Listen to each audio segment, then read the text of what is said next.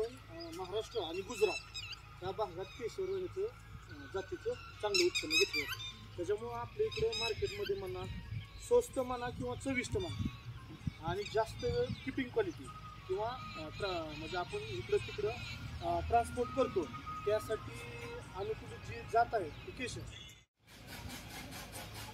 ही किती 2 फुटापर्यंत पट्टी लांबते. आपली प्लास्टिक नॉमिनल प्लास्टिक लांबत नाही एवढी.